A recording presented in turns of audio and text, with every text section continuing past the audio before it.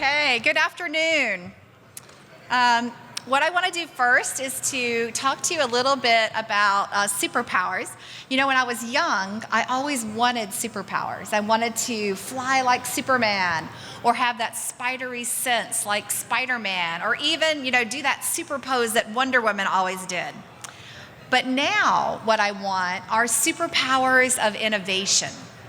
And these superpowers, I think, can help you to become more competitive. PricewaterhouseCoopers says that 87% of CEOs now know that innovation is the way to differentiate. So what I've done for this particular book is I talked to 71 different experts of innovation. I talked to 52 different companies to find out what is changing in the world around innovation.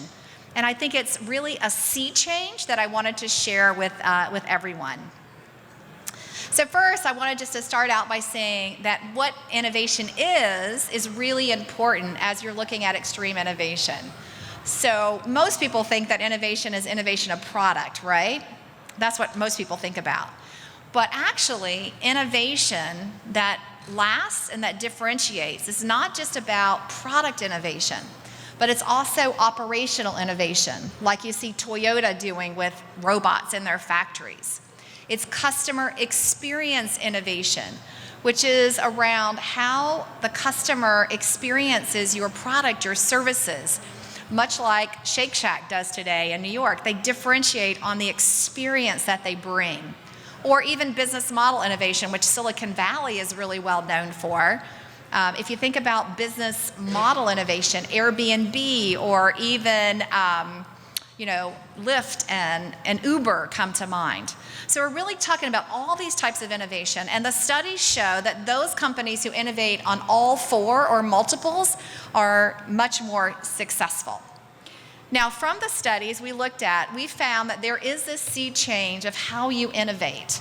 And what we found was that there are three new areas that companies really have to dig into to be the innovation leader.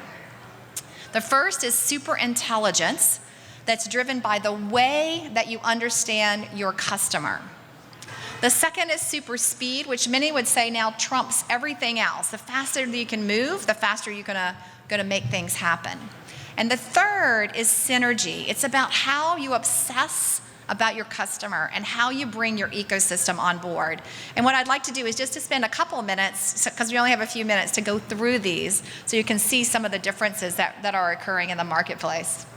So let's talk about superintelligence. Now, if you think about innovation, innovation is really about empathy with your client, right? It's about really understanding and feeling what your customer feels so that you can bring a product to market that meets that need. So technology today can help you with that, whether it's AI or bots or VR. So it's not just about the technology being innovative, but it's about how you use the technology to innovate. So let me show you some examples. I'm first going to talk about some bots and how they can be used, but just so everybody's on the same page, AI, as you know, is self-learning software. Bots are a subset of that is conversational in nature, that is personal, right? So it's not an app because it's conversational. It asks you questions, and it enables you to find out information, typically built on messaging, WhatsApp, or Facebook Messenger, or Slack. So let me show you some examples of how companies today are using these type of things. So this is Masuku. Anybody used or leveraged Masuku today? She is the #1 bot in the world, voted twice #1 bot in the world. She is also voted the most human-like bot that exists today. You can ask her anything, but what they're actually using her for is to gain information for that empathy. So in this particular example, they are leveraging her to find out about homework for kids. Where do kids get stuck? So this morning I asked her about math. She was helping me out with some math homework. But they're also using her in retirement communities to find out, how do the elderly like to get companionship? What can we learn about that? And just look, there are millions and millions of people who are using Masuku. This is just the map from this morning alone. Now, there are also big companies that are using bots to determine information about their customers. So this is Nutopia, which is an animated film put on by Disney.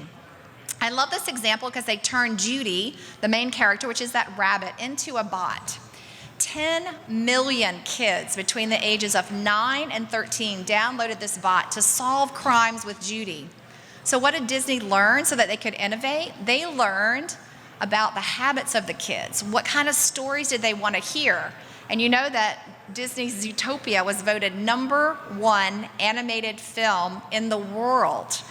It was from their learning and the bot they released before the movie that enabled them to better and more effectively market the movie as well. Let us do another example. I don't know if you know this company. They're called Genworth. It's a startup.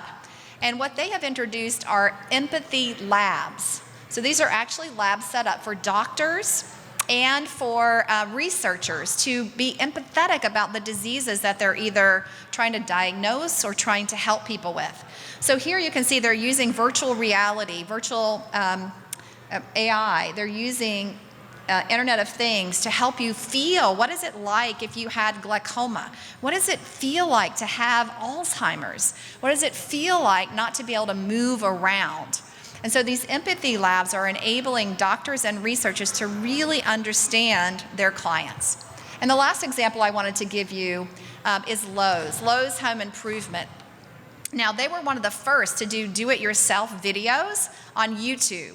But now they're taking that to a whole new level. They're using VR and holo rooms to allow their customers to go into this experience of actually doing it yourself and being able to execute or implement on that idea. And what are they doing with it? They're learning how their customers leverage their product, their portfolio as well. So this whole cycle of innovation has changed.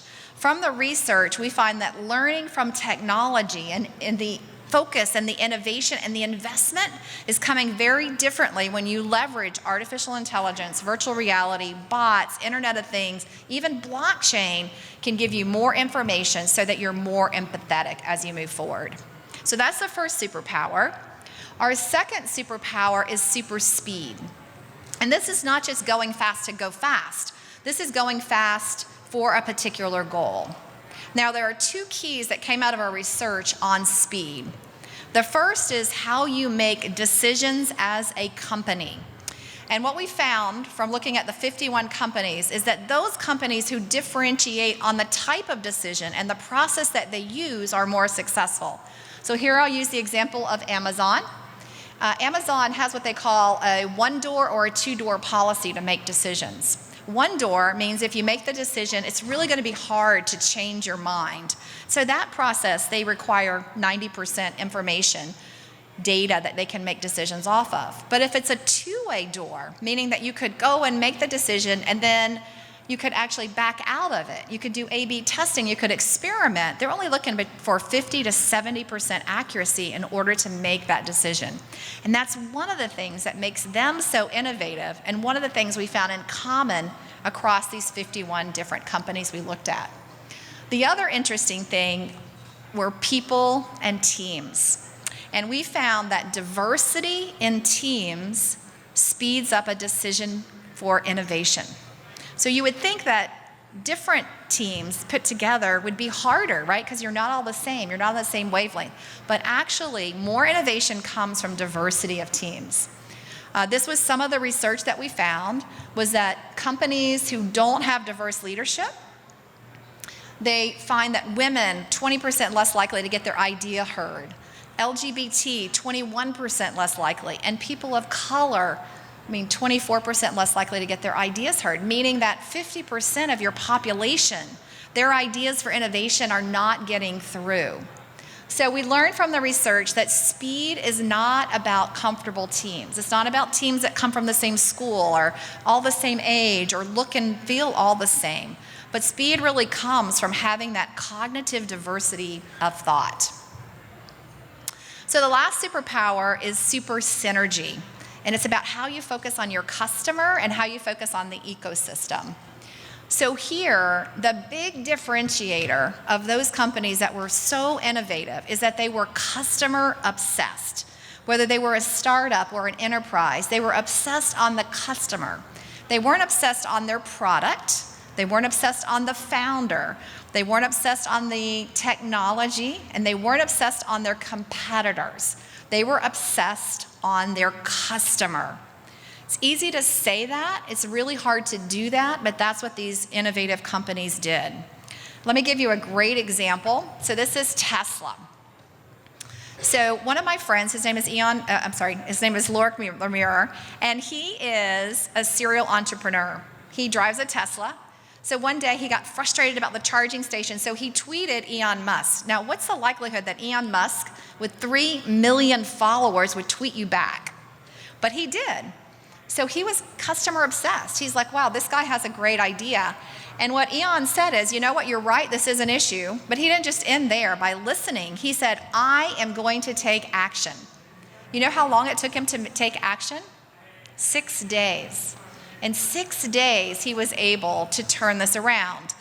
So that's super speed, but also super synergy, because what he had to do was not just fix something himself, but he had to leverage all of his partners, all of his ecosystems of the charging station to make this change.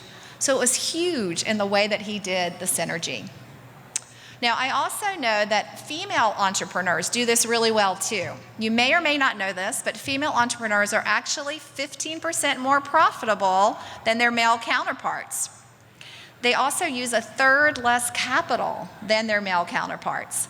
So why is this? Well, when we looked at the research, we did this with Carnegie Mellon, Silicon Valley, we found that female founders really leverage their ecosystem. Here next week, we're going to be partnering with Google, and we'll be doing a baby and healthcare show. Why are we doing that with a bunch of female founders? Because these female founders are going to form an ecosystem. They're going to do co-marketing, co-selling, co-business development to grow their businesses. And they do that, and they result in more profit with using less capital. So in the book, we do an innovation assessment. It's a pretty deep dive. But if you want to do it for fun, I would love for you guys to take the survey. We assess your superpower. So you find out, are you more super intelligent? Are you more super speed? Or are you more on the super synergy side? And then you can post it straight to Facebook as you go along. I really appreciate your time today. I was going to bring a bunch of books, but we actually sold out of Extreme Innovation. So if you're interested in a book, I'd love for you to go to Amazon and order it. Hopefully this has been helpful and interesting, and I really appreciate your time. Thank you.